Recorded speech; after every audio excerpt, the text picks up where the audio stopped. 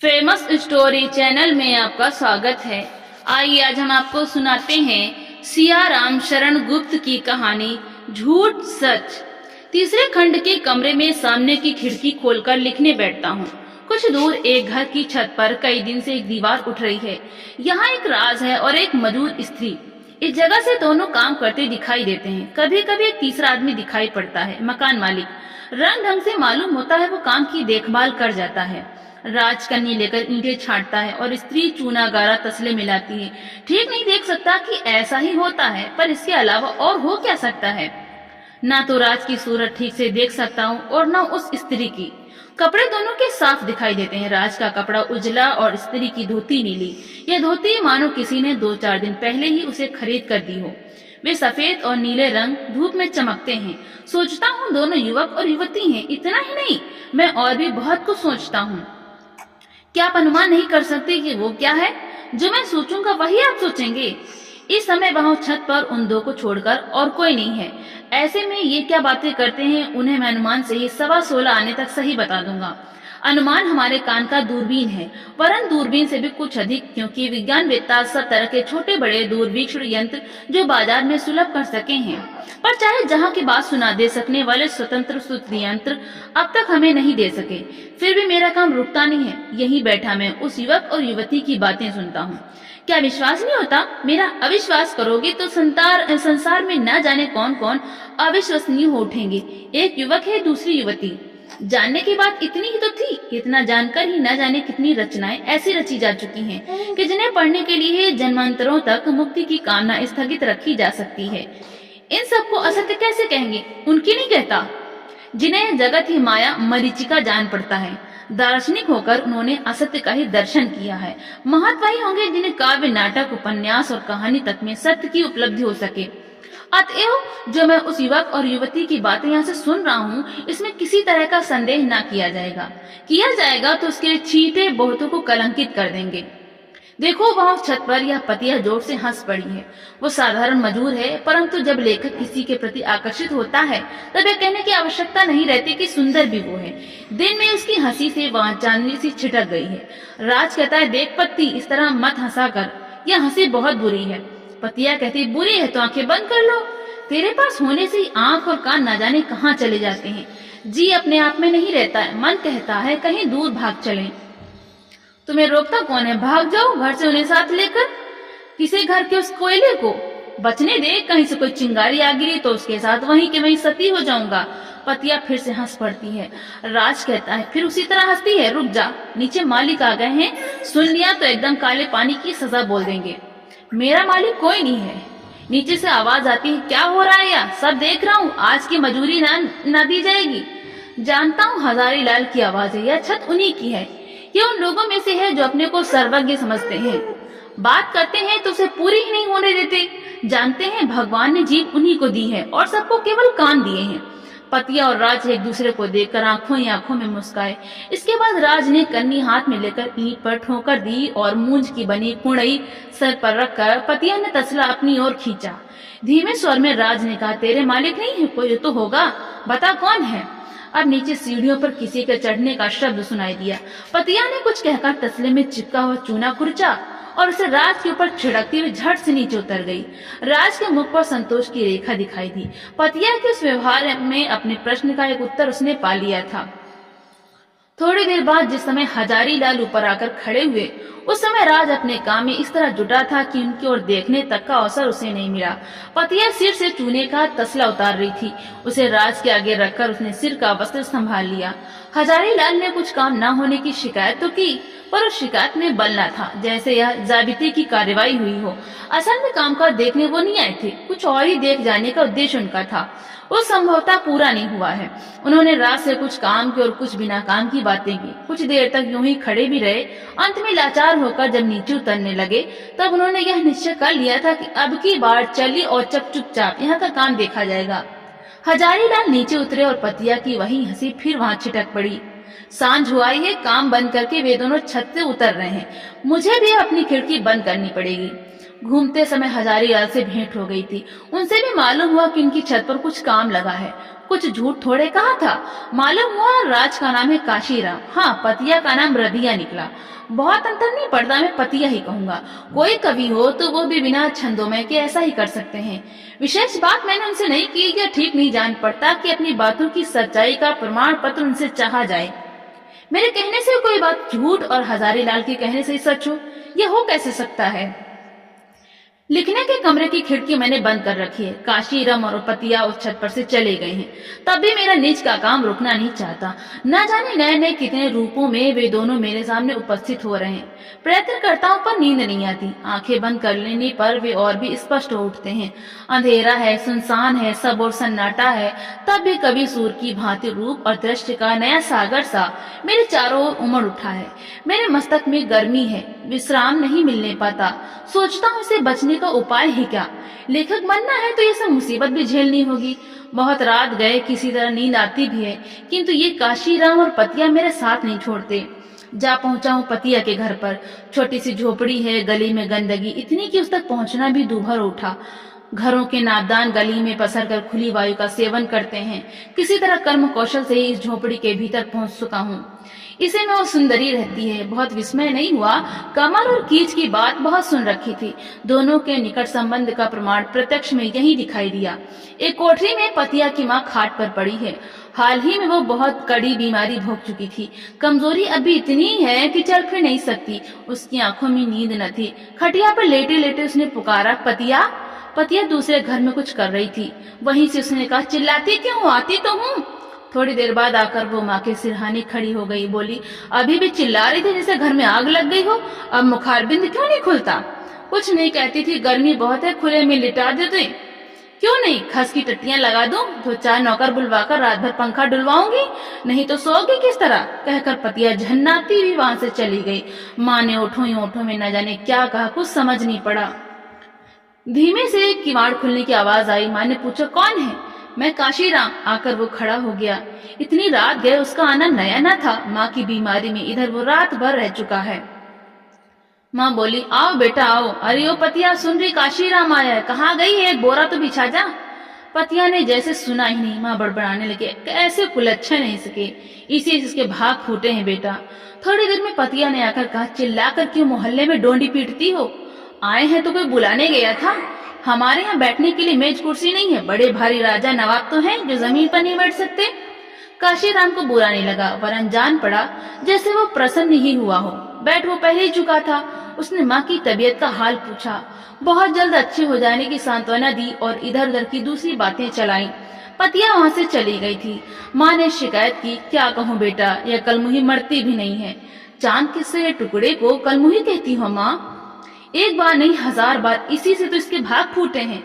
कलमुही देखनी हो तो मैं तुम्हारी बहू को यहाँ लाऊं। उसकी क्या कहते हो बेटा, वो देवता है, ऐसी बहू सबको नहीं मिलती। मिलती तो नहीं है, जिसने पाप किए होते हैं उसी को मिलती है। कहकर काशीराम अपने आप हंस पड़ा।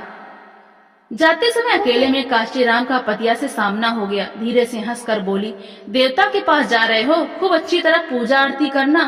पतिया की मुस्कुराहट अंधेरे में नक्षत्र की तरह झिलमिला उठी। इसके बाद दोनों ही एक साथ अदृश्य हो गए। रात गहरी होने के साथ साथ सबोर सन्नाटा फैलता गया। बीच बीच में माँ की बकझक सुनाई पड़ती थी। अरे कहाँ गई री, इतने सवेरे सो गई, पीने के लिए तो पानी रख जाती, प्यास के मारे गला घुटा जाता। अरे ओ सुन तो। किसी ने नहीं सुना, कोई उसके पास नहीं आया। उठकर जिस समय खटिया पर बैठा बैठा आंखें मलता हूँ, उस समय उजली धूप छत पर फैली हुई है। रात को गायब हुए काशीराम और पतिया दोनों ही अपने स्थान पर कभी के कामकाज में जुटे हैं। देखता हूँ नई कृति की सामग्री मिलती ही जा रही है। स्वप्न में भी और जागृति में भी दोनों एक दूसरे के पूरक हैं। ऐसे लोग हो सकते हैं जो जागृति की बात तो मानेंगे किंतु स्वप्न को अस्वीकार कर देंगे। यह विचार ऐसा है कि दिन को तो मान लिया जाए और रात के लिए कहा जाए असत्य है। यदि एक सत्य है तो दूसरे को भी वैसा ही कहना पड़ेगा। वहाँ वे दोनों काशीराम और पतिया ईंट चूना और गारे के साथ जूझते हैं और इधर मैं उन्हें बहुत दूर एकांत में ले पहुंचा हूँ। साधारण जन उन्हें उसी जगह देखते हैं, उनमें लेखक की अंतर्दृष्टि कहाँ, जहाँ छत पर वे दिखाई देते हैं। सचमुच में वहाँ से वे लापता हैं, कोई जानता नहीं है कि गए कहाँ हैं। उस छत पर काम कई दिन से रुका है। इस बीच में उन दोनों में क्या क्या बात हुई, पहली रात उनकी किस जगह कटी, आगे चलकर पुलिस की आंख में उन्होंने किस तरह धूल डाली, और भी बहुत सी बातें हैं जिन्हें मैंने अच्छी तरह जान लिया है। वो नारी इस पुरुष का अपहरण पूर्णतः कर चुकी है। जो पुरुष के द्वारा नारी के अपहरण की बात पढ़ते रहते हैं वे शंका करेंगे, पर वास्तव में बात वैसी है नहीं। पुरुषों के द्वारा नारी का अपहरण असाधारण होने से पत्रों में उस तरह प्रकाशित किया है। अपहरण, यही मेरे नए ग्रंथ का नाम होगा, पर यह बाद में सोचा जाएगा। इस समय तो मैं देख रहा हूँ कि वे दोनों किसी दूर के शहर में जाकर एक नए घर में टिक चुके हैं। काशीराम दिन में जब काम की खोज में बाहर चला जाता है, तब डेरे में बैठी बैठी पतिया आसपास के किराएदारों में अपनी मधुर मुस्कुराहट से घनिष्ठता का भाव उत्पन्न करती है। यहाँ एक चूने के साथ जूझते हुए भी ये इतने आगे निकल चुके हैं, इसे स्वयं तक नहीं जानते। और आज सचमुच वो छत सूनी पड़ी है। यहाँ कई दिन पहले जो शून्यता मैंने देख ली थी, उसे दूसरे लोग आज देखते हैं। काशीराम और पतिया काम पर नहीं आए। कई दिन इस तरह निकल जाते हैं, किंतु वो दिखाई नहीं पड़ते। अचानक उस छत का काम रुक गया है। यह दूसरे लोग भी देख रहे हैं। वहाँ छत का काम रुका है, परंतु मेरे निर्माण में कोई बाधा नहीं पड़ी, उसमें तेजी ही आई है। आज हजारी लाल के पास चला गया था। मैंने पूछा, तुम्हारे काशीराम और रदिया का क्या हाल है? बोले, पता नहीं, कई दिनों से काम बंद है। मैंने मुस्कुरा कर कहा, वही तो, कई दिन से छत सूनी दिखाई पड़ती है। हजारी लाल कहने लगे, हाँ, तुम उस ऊपर वाले कमरे में बैठते हो। एक दिन अपनी छत पर से जान पड़ा था कि तुम होगे। कहो आजकल क्या लिखा जा रहा है? इधर तुम्हारी तारीफ बहुत सुनी है। मैंने कहा, तारीफ सुनी है? यह मेरे लिए तो तारीफ नहीं हुई, इतने निकट से उसे तुम देख नहीं सके, उसे तुमने सुना भर है। हजारी लाल ने कुछ लज्जित होने का भाव दिखाया। कहने लगे, हाँ भाई, तुम्हारी किसी चीज को अभी तक पढ़ा तो नहीं है? क्या करूं, कामकाज के मारे फुर्सत नहीं मिलती। फिर भी दुकान पर तुम्हारे यहाँ घंटों पवारा की धूम रहती है, तुम्हें बधाई। बात यह है कि खेलने से जी हरा रहता है, और यह भी कि तुम जैसे बड़े लेखकों की बातें हम जैसे कि समझ में नहीं आती। किस बड़े लेखक की चीज तुमने पढ़ी थी? मैं भी तो सुनूं। जान पड़ा हजारी लाल जैसे अब तक अपना ही गला गर्म कर रहे थे, अब कोई बात वे सुनाएंगे। बोले, यूं ही उनकी एक पुस्तक हाथ में आ गई थी। पुस्तक का विज्ञापन अखबारों में इतने मोटे मोटे अक्षरों में हो रहा था जैसे कहीं महायुद्ध छिड़ा हो। सब पढ़े लिखे लोगों में उसी की चर्चा। ऐसे में एक मित्र के कमरे में वो दिखाई दे गई। मैंने पढ़ने के लिए उसे चाहा तो मित्र की तो यह हालत जैसे मैं उनकी हवेली लूट लूंगा।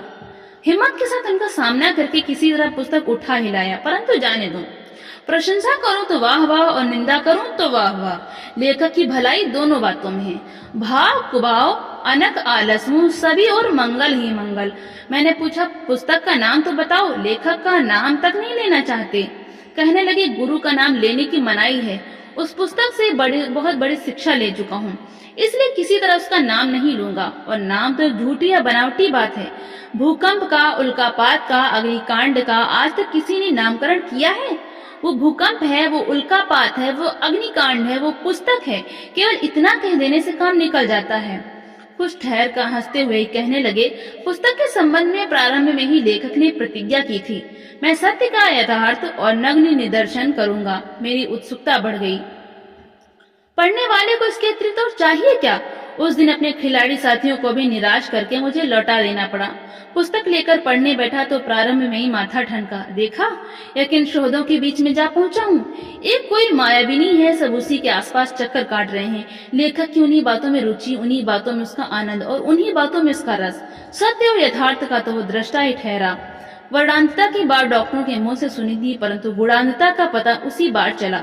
कुत्सित, कुरूप और घृण्य के प्रति लेखक का आकर्षण दिखाई दिया।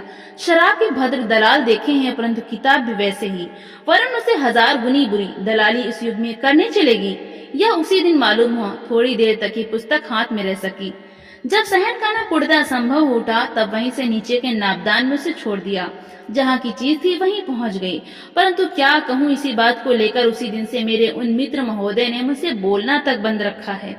बताइए, इसमें मेरा क्या दोष? तभी से किसी पुस्तक को छूते हुए डरता हूँ।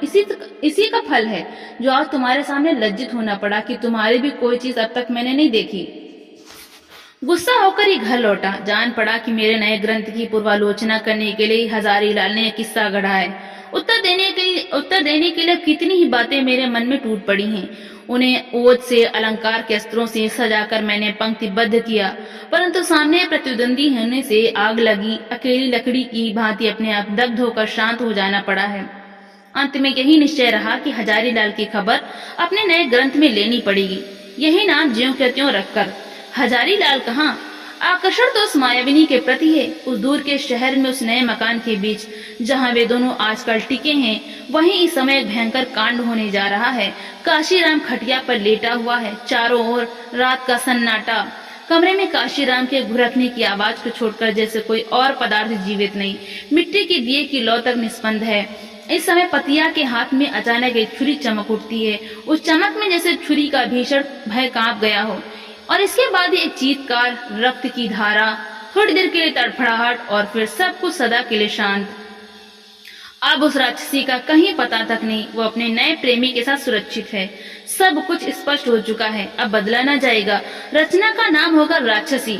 हजारीलाल को छोड़ दिया जाए तो भी हानि नहीं, पर इस समय कुछ लिखा नहीं जा रहा है। एक बात लिखने बैठा हूँ और बस बातें दिमाग में कोलाहल करती हैं। किसे कहाँ जगह दूं समझ में नहीं आता।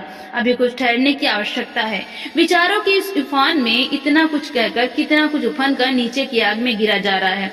गिरा जा रहा है तो गिर जाने दो। इसके बाद भी पात्र में इतना बचेगा कि उसे राक्षसी में किसी तरह की कमी ना पड़ेगी। इधर कई दिनों से हजारीलाल के साथ बहुत मिलना जुलना हो रहा है। वो बुरा हो सकता है, परंतु उस बुराई से भी कुछ न कुछ मिलेगा ही। इस खाद से लेखक की उर्वरा शक्ति बढ़ेगी। आज बहुत दिनों बाद हजारीलाल के यहाँ काशीराम दिखाई पड़ा। अवस्था उसकी बहुत अच्छी थी, शरीर का जैसे सारा रक्त निकल गया हो। चेहरा सूखा हुआ, दुबला दुबला, बरसों के रोगी की तरह। स्वीकार करना पड़ेगा, उसे देखकर दया जैसी ही किसी वस्तु का अनुभव हुआ। मुझे देखकर हजारीलाल ने कहा, लो ये आ गए, इनकी सलाह लो। बात क्या है? मैंने पूछा। काशीराम चुपचाप किसी विचार में डूबा रहा। उसके कान तक मेरी बात पहुंच नहीं सकी। आंखों में उसके पागलपन जैसी चमक थी। मैंने फिर पूछा, बात क्या है? अब की बार उसने मेरी ओर देखकर हाथ जोड़े। बोला, बात कुछ नहीं है, जो कुछ होना है हो जाएगा। मैं उसका गला घोंट दूंगा। गला किस लिए घोंटोगे? क्या उसने तुम्हारी गर्दन पर छुरी फेर दी थी जो इस तरह बदला लोगे? गर्दन पर नहीं, कलेजे पर। मैं इसका मजा चखा दूंगा। बिगड़ो मत, समझदारी की बात करो। किस लिए उसे मजा चखाओगे? तुमने भी तो कोई बुराई उसकी की होगी। काशीराम ने हजारीलाल की ओर मुड़कर कहा, सुना मालिक, कहते हैं मैंने उसकी बुराई की होगी। बुराई करनी होती तो उसे उसी दिन 7 साल चक्की पीसने के लिए भेज देता। वो तो जानवर है, इसी से नेकी की बात इतनी जल्द भूल गया है। मैं संभला, यह स्त्री का मामला नहीं, कोई दूसरी बात है। मैंने कहा, इस तरह बात समझ में नहीं आती, खुलासा सब हाल कहो।